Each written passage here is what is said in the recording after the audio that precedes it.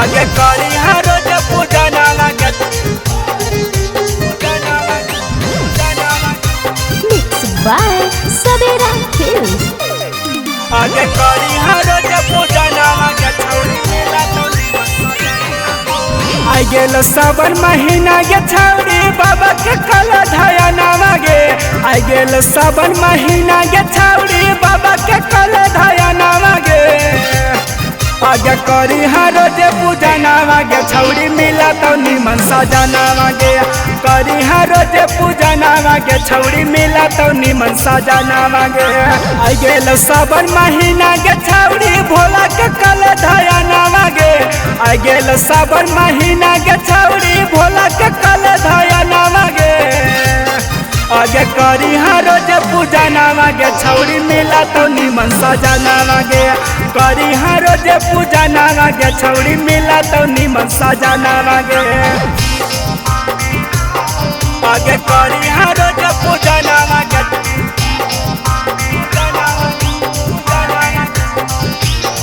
आगे करी हर रोज पूजा नामा गे छौरी मिला तो निमन सजा मिला तो निमन सजा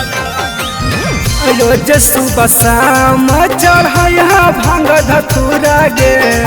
भोला बाबा कर देथुन सपना तोर पूरा गे सपना तोर पूरा गे रोज सुबह शाम चढ़ा भांग धतूरा गे भोला बाबा कर देथुन सपना तोर पूरा गे आगे बेल के पतैया पर लिख दिहा नमवा गे बेल के पतैया पर लिख दिहा नमवा गे आगे करी हर रोज पूजा नामा गे छौरी मिला तो निमन सजा नामा गे करी हर रोज पूजा नामा गे छौरी मिला तो निमन सजा नामा गे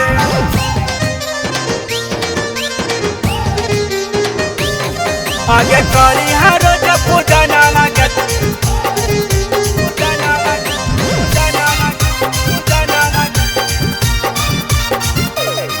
आगे करी हर रोज पूजा नामा गे छौरी मिला तो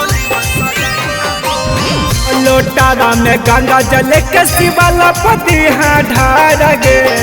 मेहनत तोर कइल जैतौ नहीं बेकार गे जैतौ नहीं बेकार गे लोटारा में गंगा जल के शिवाला पति ढार गे मेहनत तोर कइल जैतौ नहीं बेकार गे आगे जैसा न चाहमे वैसा न मिला तो खुश रहत मनावा गे आगे जैसा न चाहमे वैसा न मिला तो खुश रहत मनावा गे आगे करी हा भोला पूजा नामा गे छौरी मिला तो निमन सजा नामा गे करी है बाबा पूजा नामा गे छौरी मिला तो निमन सजा नामा गे Sabera Films Recording Studio, Sahapur Chowk, Dewan Bigha.